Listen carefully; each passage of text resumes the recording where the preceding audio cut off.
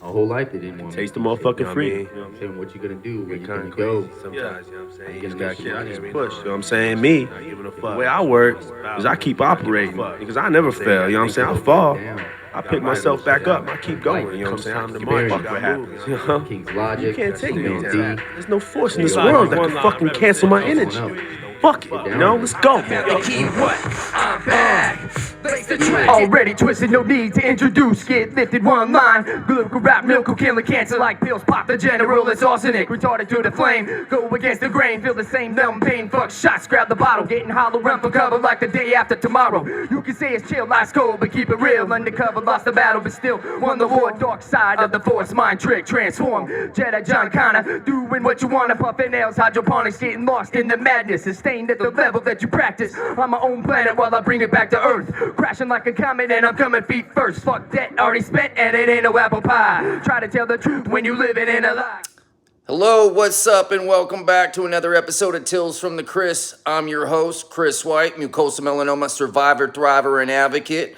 My podcast, today we have part 2 of my show with Mrs. Julie Frampton. Here we go.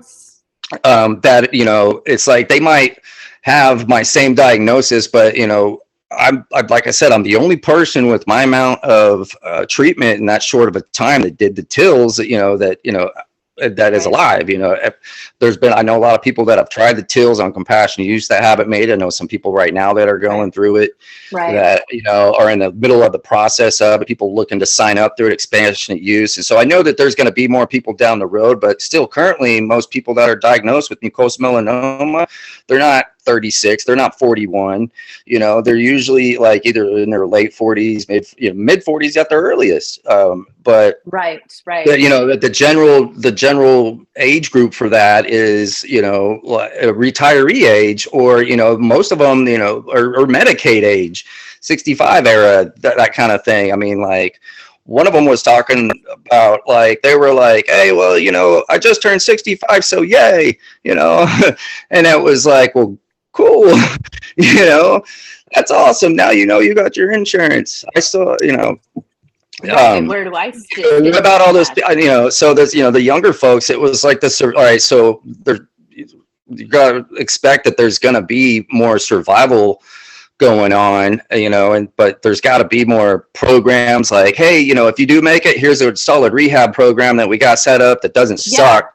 That you can go to for 3 weeks or a month or however long it takes you to, like, detox appropriately, once you know that you're good, and then you can get, your mental healing along with that, and then try to, figure out. But my whole purpose for what I wanted to do started to shift and everything. And so by the time of, like, post summer of 2022, I basically just kind of had it. And so I ended up kind of getting let go from my job, and I didn't really try to go back into that industry, and I was trying to figure out a way to be a full-time advocate. And I thought I had this one avenue figured out, but, in my mind, it was like, it sounded like a great idea and everything, but it was like, that would, just assuming that's, you're just going to fall into this kind of line that's going to work like that was naive. It's to think it was going to be easy in any shape or form, naive.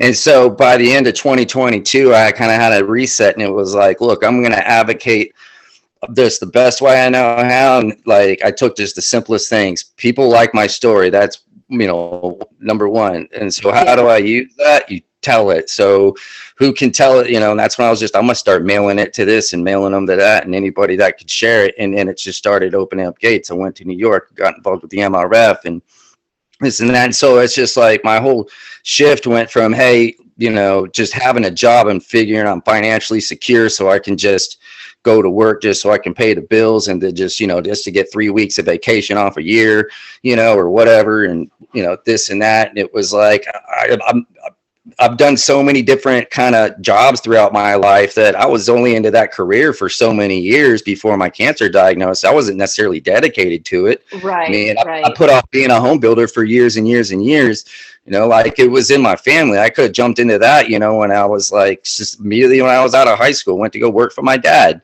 and like, and I know a lot of guys that actually jumped in at that age, and they've had really successful careers and I made a lot of money, and that's all good and stuff. But it was like, I didn't enjoy it. It wasn't purposeful. My purpose for what I wanted to do and who I wanted to be, shifted. It was, I want to be, not Chris the builder, but Chris the advocate, and and it's so funny because of all of the negative things, right, that come with a cancer diagnosis and all of the hardships, truly the hardships and the days you don't think you're going to get through. On the flip side, and anybody who's going to listen to this podcast, I hope what they see is this overarching theme of wanting to make change, wanting to make difference, but also where and when you put your energy. Tapping back into what you said, I do not have time for toxicity at any level anymore. I won't entertain it. All the little nitpicky, he said, she said bullshit. Don't even bring it at my door, because I don't even want to be the person that fosters it. It's not to say you can't have a bad day. It's not to say that you can't vent, but you can't live there. And you sure as hell don't get to sit here and have a victim mentality, because everybody's got something going on. Yeah. But your purpose, man, I will tell you, out of all the things that have gone wrong in my life, what this diagnosis has given me is somewhere for me to channel all of that energy and to channel all of that focus that I've always had. I just didn't know where to put it and how to make a difference and to give back. And that has been probably one of, outside of the people that I get to meet in this environment, right? Like some of my closest friends. I once had my mom years and years ago, it's just like, you don't even know these people. You've never met these people. And I'm like, Mom, I'm closer to some of these people than I am the ones that I've been friends with for 25 years. Because we get to relate on something that nobody else can relate to me on. I'm not a burden to them. I'm not this kid that's gone through something really terrible to them, or they don't know how to talk to me. Like, we get to talk about really morbid shit because we're part of that club. Yeah. And that's how we deal with stuff. That's exactly it. I went to New York in December for mucosal melanoma deal, but there was more doctors and people and stuff like that than patients. There was only a small group of us as patients, and so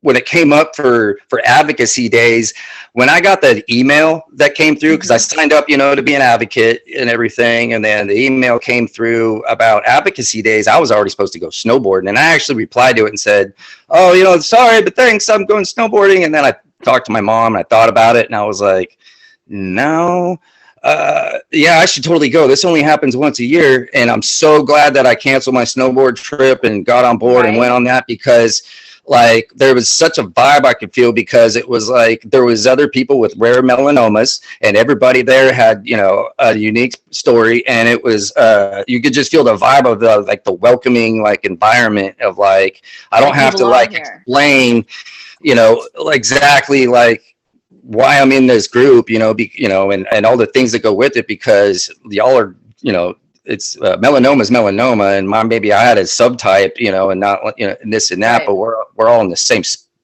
same pot right here. You know what I mean? Right, absolutely. And it's unlike, and this is what I would also like to challenge anybody who may be listening to this: get involved.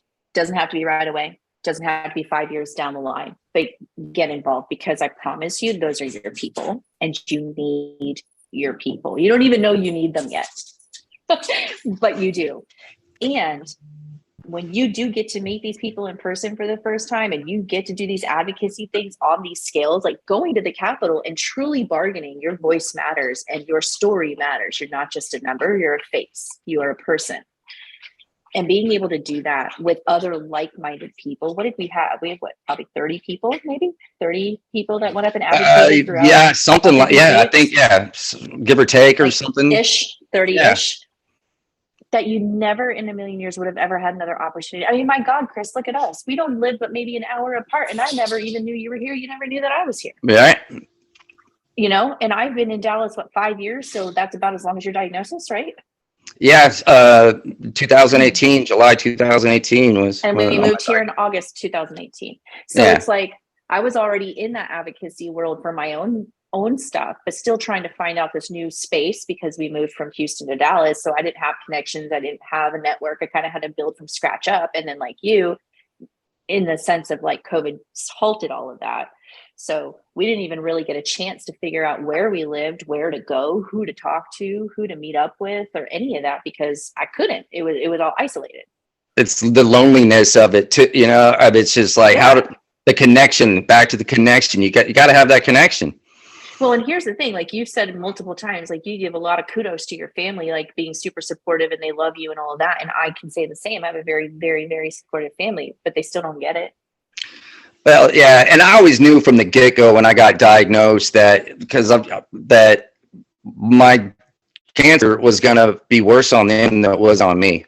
Because I processed it, I figured out how I was going to go about it and everything. And, I could always kind of see the feeling on their face sometimes, but they, like it was, or I could kind of imagine, think about, you don't want to, you don't want to overshare. So then you have that burden of like, what do I say? What don't I say? Who can I talk to about this? Cause I can't really talk to it about them. Like there were days where I say 2014, the better half of 2014, because I was experiencing my second diagnosis and I was losing so many of my close friends that I had for the last couple of years that I truly related to. I can't tell you how many of my friends I've lost along the way that I truly felt a heart connection to, that I would lay in my bed and just sob. Like I was just a mess. And it wasn't fair to my family. It wasn't fair to my children or my husband that I was basically vacant because I had to process that grief. And they didn't always understand it. Because again, it's not somebody that I'd grown up with. It wasn't a family member, but to me, it was. And so there is this separation where that community becomes everything to you, because I don't even have to look at you and say, okay, Chris, you know what, like we met for the very first time in DC, and now look at how much we hang out and help each other out. Right. Straight up. So, but it's just like, I didn't know I needed you. You didn't know you needed me until it happened. Yeah. And it's relationships. It's not just friendships, it's relationships. And I can be like, all right, I can see it on your face. How you feeling today? Feel all right? Feel like shit. What do you want to do? Well, it was like, it all just literally, it came from this like leap of faith I had to take, being like, all right, I need to go to Washington. I have to cancel the snowboard thing I got going on. And there's no expenses paid for that Washington trip. I end up just looking up like, hotel and airfare, and everything, and like I'm just gonna leave it at that, and it was like it was an easy $2,000, I'm sure. Like I was like, I was like, but to me it was like an investment well worth it, because it's the experience. I'll never, say I regret, the traveling anywhere, and go and experience something that I hadn't done before. That to me, is totally worth it. I didn't give it, it was like money, whatever it takes. I need to get there because this is important. This is what I'm trying to do. Yeah. I wanted to meet, like it's like, I gotta do this. Well, and it's like, so I signed up for Hill Day back in 2013. Okay. This is when Hill Day kind of first started really getting to be known. And at the time, I think it was either 25 or 50 vouchers. If you were in the first 50 people, they would help. Not pay for flights, but they would help expense it. They could give you a stipend, right? Because they were just now getting that program launched. I think it was in like a year or two. I can go back and check dates.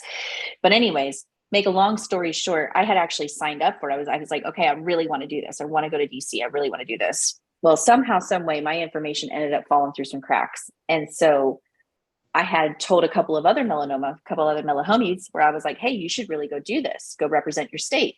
And they did. And then they start getting itineraries and they start getting flight information. And I still haven't heard anything. And I'm like, what the hell? What's going on? Like, I sent you. What is going on?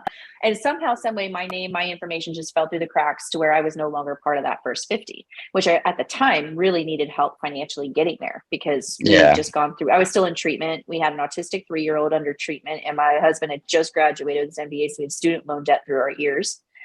So it was like all the things I needed help.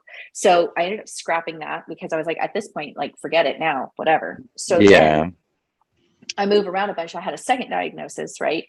So just getting involved in other ways and really advocating for myself in other ways was like, okay, I can get involved here. So then fast forward to this year, Carla Rake and I have been friends through and I've been friends since 2014. We've known each other that long. And through Facebook, this is my first time meeting her in person. almost 10 years. And this is the Oh, first time I wow. ever met her. Yeah. It's like, this is what I mean. Like, these are she's like, yeah, let's be roommates. I'm like, all right, cool. Any other person would be like, you don't know this freaking person. You're going out of state. We're like, whatever. It's cool. But so we get there and so Carla and I are going back and forth. And I'm like, oh man, Carla, I don't know. My son's got some other stuff going on. John was going out of state and for work. And I was just like, oh man, I want to go, but I don't know if I can go. Then it worked out where I could. Then I looked at the bill because I didn't go in time to get vouchered or any of that stuff. So I was like, damn, $700 just for a plane ticket? Like, come on, Dallas, what is going on? Why are you so expensive?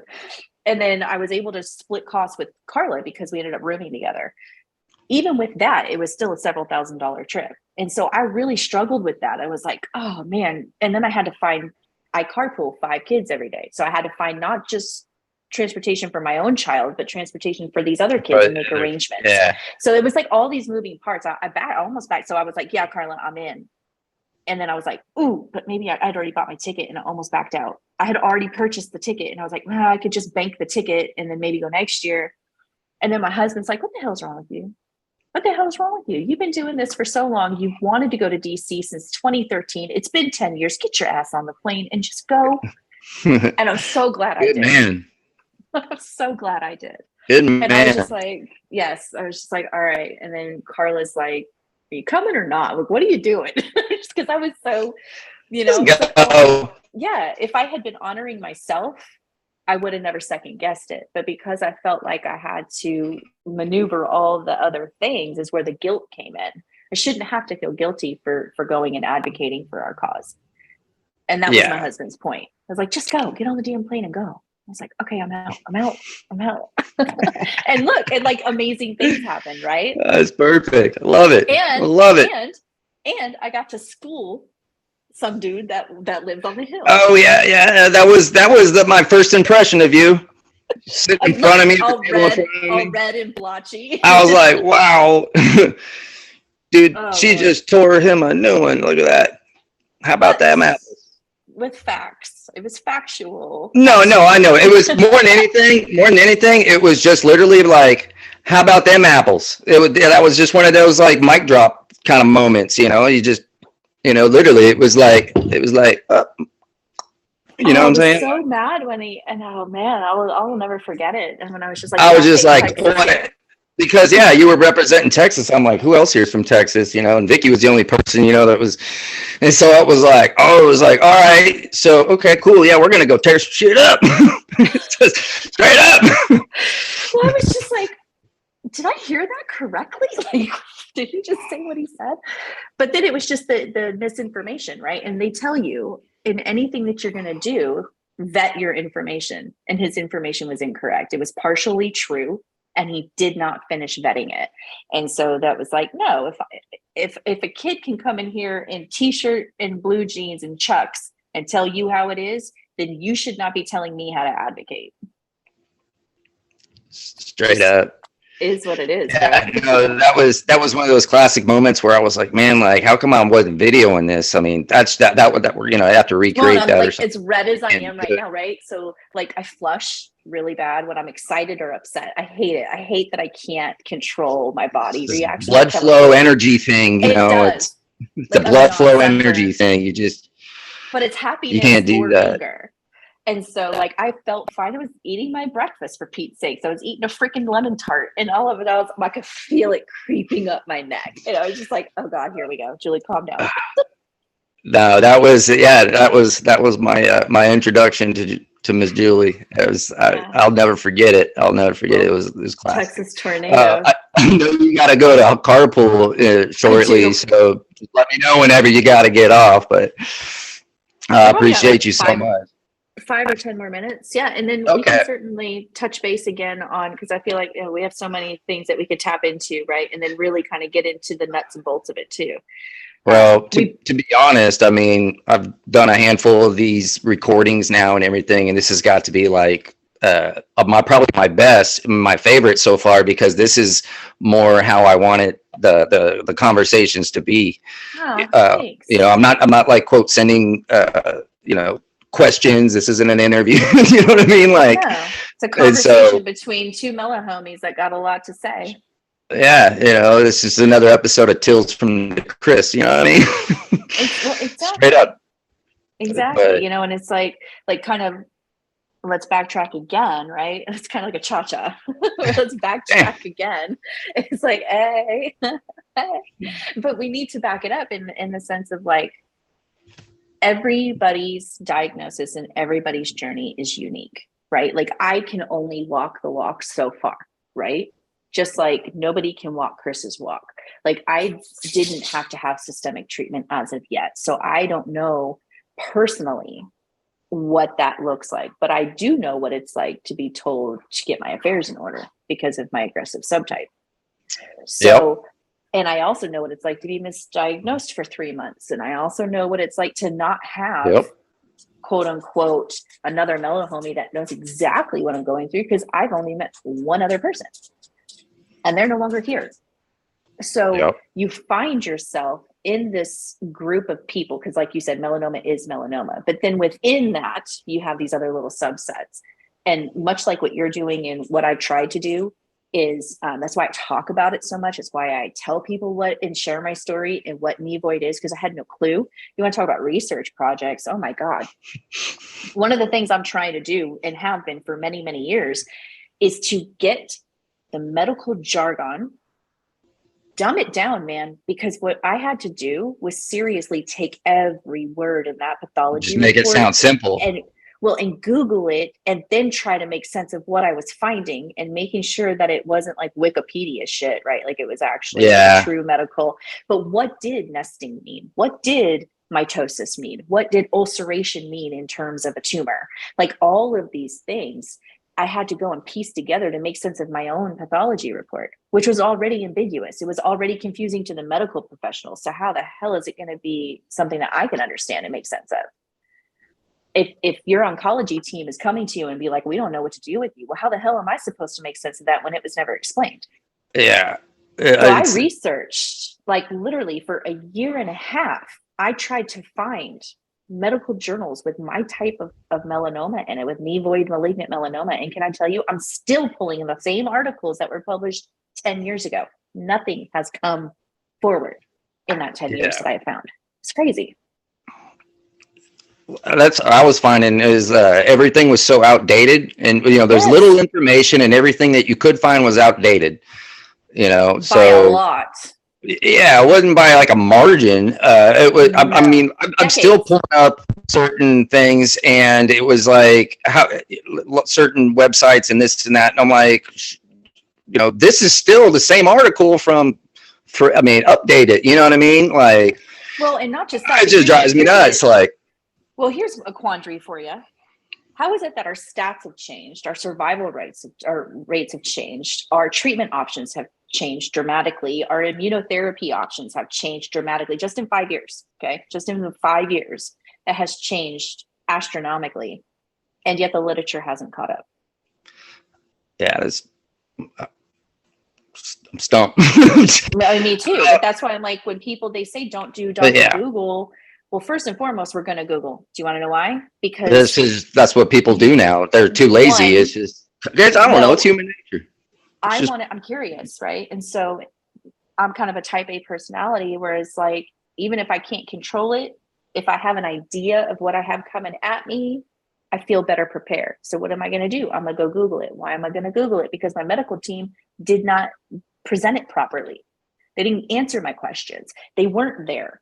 And so it's like, now I'm going to have to fill those gaps. Well, I'm either going to fill the gaps with misinformation because it came from Wikipedia, or I'm going to fill it with so much outdated information that it's still not relevant. Yeah, there's nothing accurate.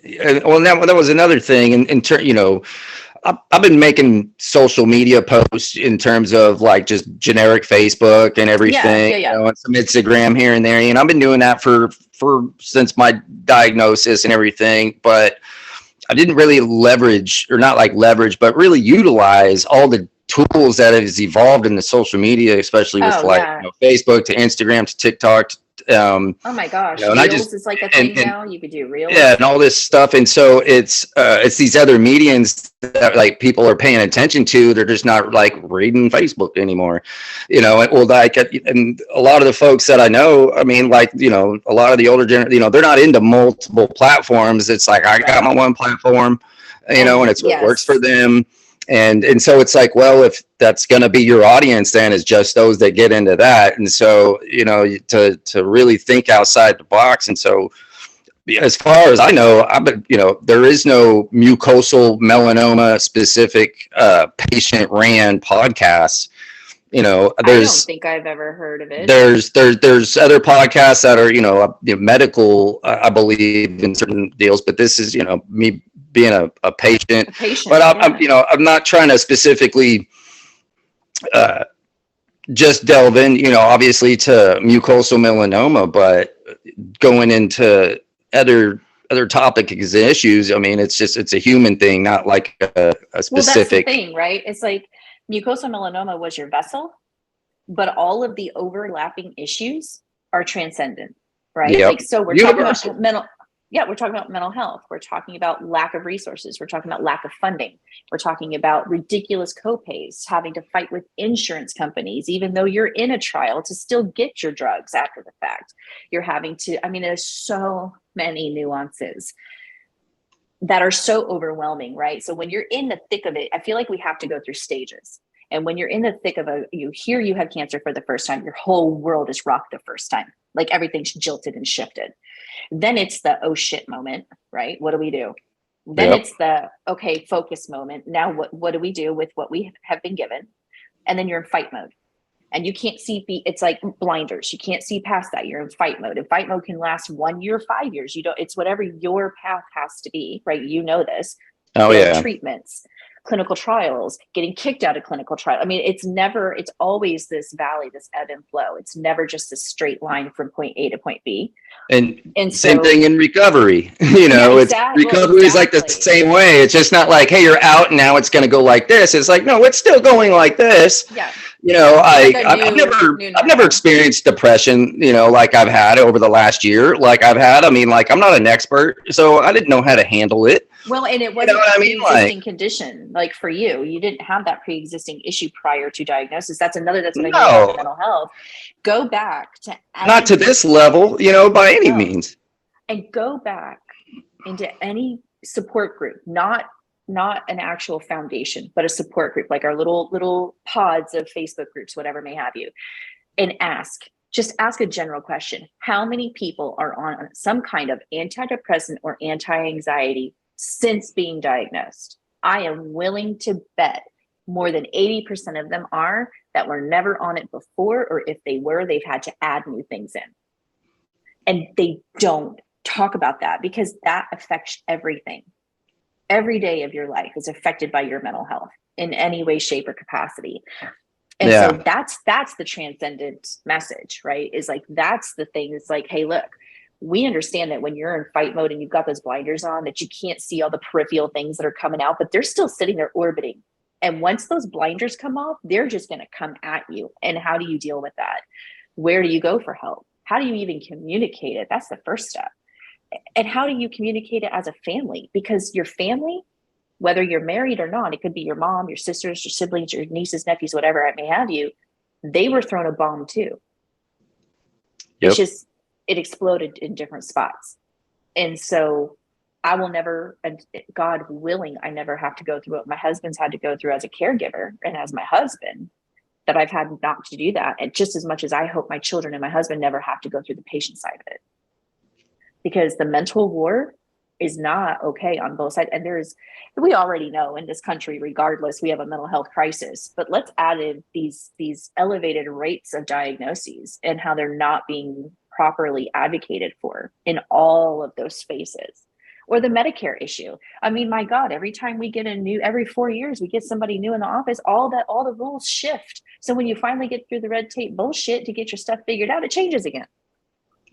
Yeah, and then you're throwing the same problem that just keeps recycling itself, just over and over again, Yeah, and then they wonder why some people would rather just stay on the pain meds than to try to fight to come off of them. It's just like, I rather just being like, they're bad, now you don't have cancer anymore, you shouldn't have them, and it was kind of like, well, there's no like studies, even on me, like in terms of me still continuing to get physically active, like I have a pull-up bar that's, in my hallway that goes from my bedroom to my bathroom, and so I have a pull-up bar and I do push-ups, but that's pretty much been my thing. And then I, to do really much more in that. So, and I can go for long walks and, I can snowboard, like there's no other, but like when I, like I said, it takes it out of me when I snowboard, but it's a good feeling kind of a thing. And that's what the pickleball deal was the other day. And it was like, I really love to like move around and be active. And I love the feeling that I get from it, but I'm still I'm still always trying to test my limits on how much I can do and when I can do it, because the soreness factor, just the shortness of breath. I mean, like, well, it's like a constant reminder, right? It's a and then it reminds me of like, Chris, you can't necessarily, even though you used to be able to do this, and if you never had your body beat up by the cancer, then you could probably still do this. And I'm sitting here like, well, mentally, like, I'm still not letting you take care over me, cancer. I can still do this. I'm gonna do it, and it's like, and so it's like, I'll go ahead and I'll still give it my all, but maybe I'll suffer the consequences. But I mean, that's probably still part of the trying to get my strength back thing. And it's like, I'm 3.5 years now, out of the hospital from everything. And it's, I've, I'm up to a steady weight. Everything's all good, but, without practicing and continuing healthy habits, in a good way to keep my mind, my body healthy, and then keep my mind healthy. That's everything. That's everything.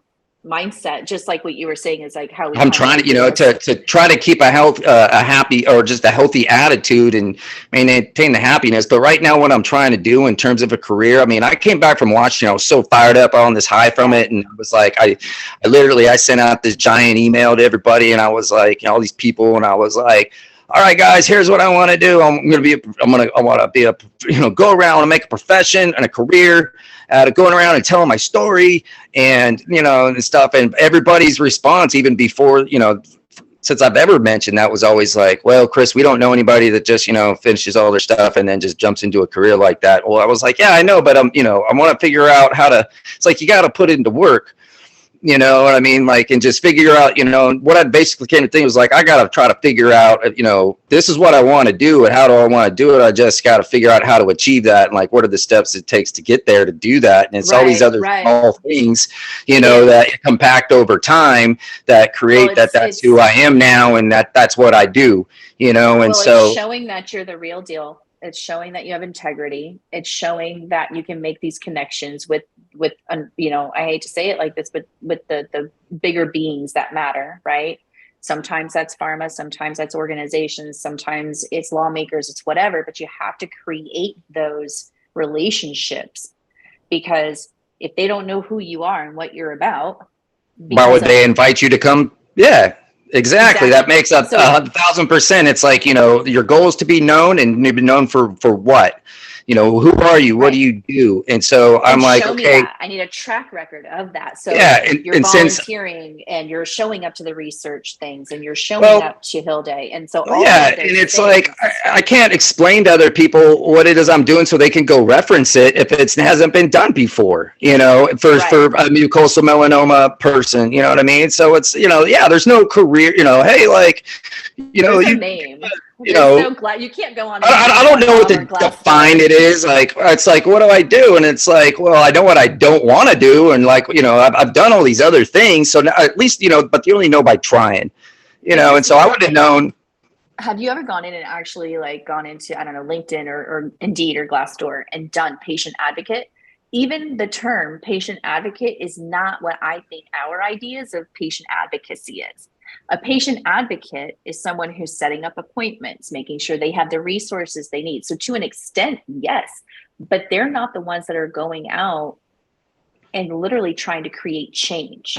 They are the liaison between the hospital, the oncologist and the patient. That's what. Yeah, they're just a different middleman. I mean, so we gotta. Exactly. Yeah, you're right. We totally need to. I gotta come up with There's got to be something like that's a name for it. But in the meanwhile, I'm just gonna do it. It's like I don't care what you call me as long as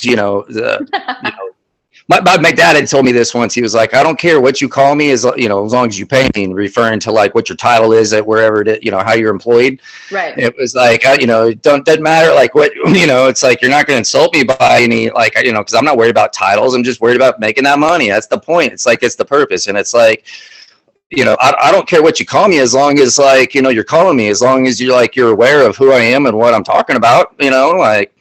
That means that's a good thing, because then you're going to try to be like, what's this guy talking about? Oh, mucosal melanoma, never heard of it. No. Well, even if he is talking about it, is he worth his salt? Does he know what he's talking about? And so that's where that vetting process comes in. And by showing up and doing what you're doing and getting your voice out there, and also being able to continue to give back by volunteering at these things and putting on your own events like the pickleball thing, that all matters. You have to do what I've learned through my own, and again, 10 years, like this year's blown my mind because it's 10 years. Like actually it's 11 years, but 10 years of advocacy. I'm like, holy crap, that was a very fast and long decade. Right. Like, wow. But I've realized it's like, I'm just 10 years in, and I've made some really great, meaningful friendships and connections with some of those higher beings, if you will. And I keep showing up. I don't have a paid position. I don't have a paid job from that. And it's like, because again, to an extent, it almost doesn't exist. I know what I want to do. So, for you, I would recommend like find a board. I just got on with the Melanoma Action Coalition, and I've only been on it for a couple of months. So I don't have a whole lot of insight yet, but I'm learning, and it is a different perspective for sure. But think about it. How awesome would it be to partner up and do something with Cody Barnett at MRA? Well, on a professional level. Speaking about that, I'm doing an interview with Cody nominated me to be on the CDMRP Okay, yay. review. All right, so I gotta actually email back when we're done with this to Jill to schedule an interview for that. And then I'm also on the MRF grant review. I'm a grant reviewer. I did my orientation call. I missed the deadline. So the grant review is basically what you're going to do for CDMRP. It's amazing. I've been on it 2 years now. I hope they ask me back again. Patrick was on the call, had to get off, and he's done both of them before. But I'm doing both of those this year. One, that for the MRF, and then that for the MRA and stuff. So that matters. And the MRA is actually going to be your nominating person. You're not going to be doing the CDMRP is a totally different thing. It's a government. No, yeah. So they got me. That's what I have to. Yeah. Jill just emailed me today and had asked that. So I need to reply to her. Oh my gosh. And tell her when. I'm probably going to do it Monday. The interview thing. So. And then hopefully they select you, and then you have to once you're nominated once, you don't have to be re-nominated. They're going to basically pull from their peer reviewers and decide if you're a fit. So you're not guaranteed a spot next year, but you're also not guaranteed. You don't have to find another. They don't have to endorse you. Well, yeah, but it was just both of them sounded like great opportunities to get involved. And with the MRF, it's from what I understand, everything's just it's virtual. I don't have to go anywhere for anything specifically. But for the CDMRP, they'll fly me out. They'll and pay for my expenses to go to Washington and do that. And then they pay you a salary. They do. So you get a one-time stipend. It's kind of like an independent contractor thing. You'll get a form at the end of the year. They do pay you to do it. However, I will say this, like the last 2 years it's been virtual. So my first year was the first year because of COVID that they didn't have anybody flying out to DC. And then this year, fiscal year 2022, was also virtual. So I don't know what FY23 is going to be. It would be awesome if it was in person, because you actually are sitting at a round table. Chris, when I tell you the brilliance of these researchers and the science behind what is so freaking important, it is going to shift, just like Washington did. It is going to shift the trajectory of what you want to do. And the fact that you were thought so highly of, to be a voice for that is such a huge pat on the back, and you should be very proud of that, because we are speaking for the melanoma community. And it is now, I don't always get my melanoma subtype, but I know what works and what doesn't work as far as preventative stuff goes. And so for you to be that voice for the rare subtype of mucosal, because last year, I want to say there were 2 abstracts that dealt with more of the rarer types that I actually got to hear on. So what they'll do is they'll give you, 15 abstracts that you could potentially be on, and then you'll get assigned a certain number out of that. Maybe it's all 15. Maybe you're in a group of 3, right? It's you and then someone from the MRA and then the scientist or something, or 2 people or something like that, or how's that work? There's nobody. I can't remember. MRA. There's nobody there from the MRA. Oh no, it's you and like 2 scientists, right, or something? No, I sat on with. It all depends on your abstracts, but I sat on with, I think it was 6 different scientists and 2 other peer reviewers. So it's a whole panel. It's a whole thing, and it's a super cool thing. And then like, how funny that we go to DC and I bring up the fact that we need the CDMRP funding, and here you are. See what I mean? Oh yeah. How about that? See what I mean? Now you can personally speak on that. How about them apples? And straight up. Where's that microphone? You know what I'm saying? Like mic drop. Like, who would have thought 2 months ago, 3 months ago, that you'd be sitting, you know what I mean? Like, you didn't even know what it was. And it's like, I don't even know what that is. And now here you go. It's fruition. It's just stay in the course, getting involved when and where you can. If you have the time and the resources, be strategic with what you pick, because not everybody has your best interests at heart. Just like, you don't want to represent somebody, but you also don't need to be represented by everybody. True. You need to make sure that you're making the strategic roles in what's going to be the best outcome for everyone, getting your message across, but also helping others. And so just be strategic with that. And at the end of the day, I mean, I get it now. I get why Southwest tells you to put your mask on first. If you're not taking care of you mentally and physically, then you can't take care of anybody else. I actually wrote that specific lyric in a song one time. It was like, if you can't hold your own, then how can you watch others? And it was like, still true to this day. Absolutely. And so many people take that as like a selfish feat, but it isn't. It's the guy, like, I cannot be of service to anybody else if I'm not taking care of myself. And we're such like doers, and we want to shake up the world and do all these great things that we burn both our candles, both ends of the candle, to where they just meet up and burn each other out. I've really learned since COVID, don't schedule myself, because overcommit. Because I want to do all the things, but it's hard to try to figure out how much energy you're going to have and how much time. And it's like, and there's been some that I thought were going to be these amazing opportunities for both myself and them. And it wasn't, it was a bust. Other opportunities that I gave up because I didn't think it would be as good, a good strategic move. And then it was awesome. Right. Exactly. So again, it's just kind of like, you got to use that discernment. And sometimes that discernment isn't always crystal clear by any shape of the imagination, but you just got to trust your gut, man. And we have a saying in my house, and then I have to go. I really do. Cause I'm supposed to be in the car, but I don't care what you're doing. Right. Like, I don't care what you're doing. Don't half-ass anything. Always use your full ass. So if you're going to sit there and clean a toilet, you better use your full ass cleaning that toilet.